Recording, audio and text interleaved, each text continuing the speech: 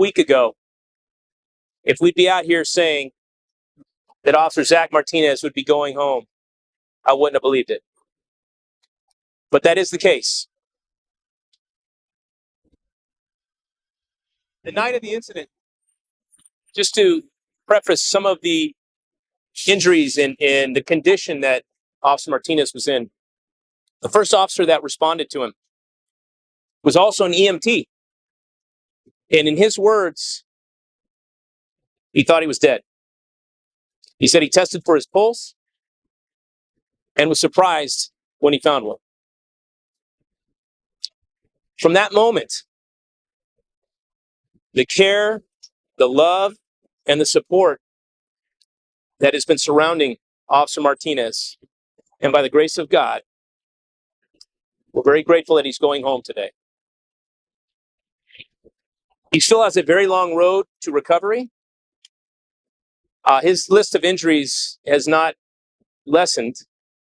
I'll let Dr. Wentz come up here and talk about some of his injuries in just a moment. But I can't emphasize enough how important it is to all of us in the San Diego Police Department, and to everybody in the public safety field, to have care and professionalism like you get here with Sharp Hospital. I talked with Zach a little bit earlier, and I said, hey, we're going to be out here doing this press conference. Is there anything you'd like me to share? And he said the care that he received from the nurses and the doctors here at Sharp Hospital was nothing short of amazing. He's very grateful, and he appreciates all the prayers that he's been receiving. So with that, let me bring up the chief of the trauma department here at Sharp Hospital, Dr. Wentz. Hi, good afternoon, and thank you for allowing me to speak at your press conference. I'm Diane Wentz. I'm the Trauma Medical Director at Sharp Memorial. Officer Martinez arrived to our care at the most critical time of his life. He had been involved in a massive trauma event, and our team was responsible for responding to him and taking care of his injuries in that moment. Sharp Memorial serves the city of San Diego.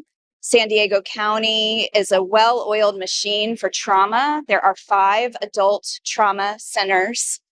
I chose to work at Sharp Memorial because this place is like a family. And in fact, generations of families work here and retire from here. Our entire duty is to take care of you when you are at your most injured or ill. And I think we do that well. We are here to serve the community. Officer Martinez suffered from burns, a broken neck, multiple facial injuries, and we were able to take care of him and get him back to a place where he can continue his recovery at home. I also want to thank our extensive team, starting with our pre-hospital system, our EMS, our county service lines, the people who respond to injured patients in the very beginning at the scene and bring them to us so that we can provide our care.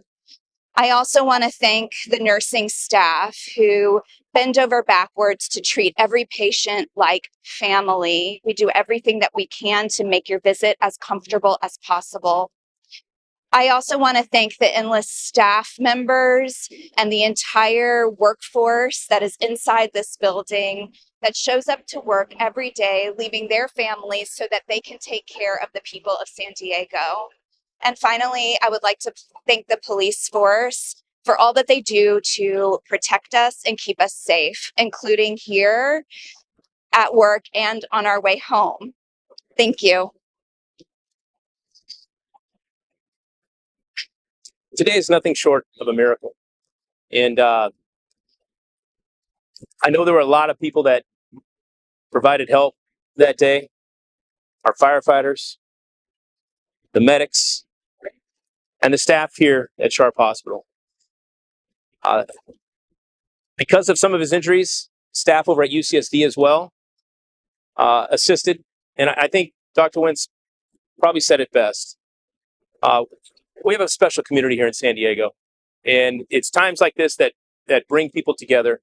And if there is a silver lining when we have tragedies like this, it's the way that we do come together. So, with that, I will open up the floor to a few questions. But understand there are a lot of questions regarding this incident that we still don't have answers to. So I'll do the best I can. Was Martinez sent back home to Texas, or is he going to recover? He's going to stay here locally.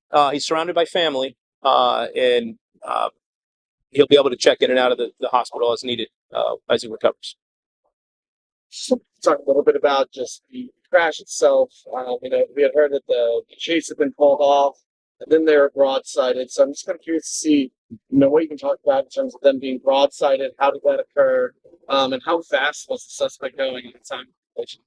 Those are all good questions, and unfortunately, I don't have all the answers to them. Basically, the basic preliminary information that we saw out there at the scene is still our understanding of how things happened and occurred. We're waiting for the Highway Patrol to do their investigation. We wanted to make sure that we had an outside agency take a look at this incident, and we want to give them the time and the respect to do that investigation as thoroughly as possible, and however long that takes. Medical exam report stated that he was ejected from the car. Explain what led up to those injuries that it's stated. That's a good question, but I'm not. Are you asking medical injuries, or are you asking Specifically during the crash, it caused him to have those his neck, the burns. from our perspective? That's going to be hard to say. Obviously, it was a very violent collision. Being ejected out of a vehicle, we all understand, what it takes for that to occur, and ultimately landing out in the street. Like I said, when the first officer went up to him, his impression was that he was dead, and the first thing he did was check for a pulse. So, the totality of those circumstances led to all those injuries that he's received. How long was the chase? And this is your first incident like this happening while on your watch, so to speak. Like been this before. How is this kind of different, being in the rank and file versus now as chief, having to deal with something?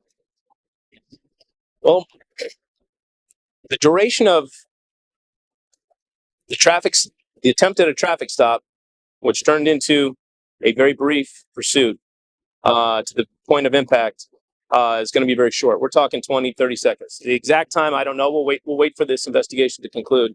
But it was a very short duration. And I tell you, Omar, you think you're referencing Jeremy Henwood when Jeremy was shot and killed. And I'll tell you this, it's never easy.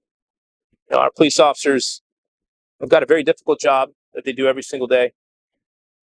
They put their lives on the line for people they don't even know. And the sacrifices that go on behind the scenes, and the additional burdens that they carry during times like this. I tell you, I'm very inspired by the courageous work. Everybody's coming back, doing their job, being professional, protecting and serving. And I'm very proud to be the police chief for the San Diego Police Department right now. Has he said anything? What has he said about getting back on the force? Just his spirits? What's he saying? Well, one, he's very thankful. I'll tell you that. He's very thankful to be alive. He's very thankful to, have a path to recovery. Whether he'll get back to full duty, it still remains to be seen. It's still too early. He's got a long road of recovery. We told him not to rush and to take this time. He's surrounded by family, which is a good thing. And we're all just grateful that we're standing here today to say that he's being released from the hospital. Doctor, if we could apologize for having to dig just a little bit. You mentioned making good steps in life also too. You mentioned burns. You talked about the severity of those burns. You mentioned neck injury. Does that mean anything with regards to the rest of his body? I'm just thinking a little deeper for those. There was no paralysis, and the burns were considered something that we can manage here at Sharp Memorial. We did bring in a specialist from the UCSD Burn Center, and then ultimately Officer Martinez was transferred because of the location of the burn injuries. So in general, if there's a burn sustained to face or hands, visible workable areas of the body, then those need a little bit more care and attention with additional expertise from burn experts. And we're very appreciative of having our colleagues at UCSD who can assist and provide support for that. Speak to maybe his strength at all in terms of this. Because a week ago, we were a lot of people just thinking like, whoa, we didn't know. Speak about his strength and his recovery time. And it's just amazing, miraculous. It's just horrible. Comparing it to other patients who may have had similar types. I think anytime anyone is injured, it has a tremendous impact on their lives. The role that we play, we hope that it will be short and that it will lead to an expeditious recovery. But we know that patients leave the hospital and then they must maintain their motivation, sometimes upwards of a year, for a full and complete recovery. Is it much of a year for recovery? Just in general, for trauma injuries, that the time span of that recovery is often much longer than they are here under our care. They do the majority of their work at home. Do you see him getting back to running or flexing? It's still too early for us to speculate on what his actual recovery will be, but we are wishing him the absolute best. And we provided the absolute best level of care to him so that he could achieve that goal. One more question. When will he be discharged from the hospital? He was discharged about an hour and a half ago. So he's been released. Yeah. And then have you guys specified exactly why the 16-year-old was speeding for the traffic stop? Yeah, that's all that hopefully will come out in the investigation. At this point, we have no idea what proceeded. He was driving down the street at a high rate of speed. What preceded that? We don't have a good understanding just yet. Let me close by saying he still has a long road to recovery. Keep him in your prayers and respect his privacy as he gets back on his feet again.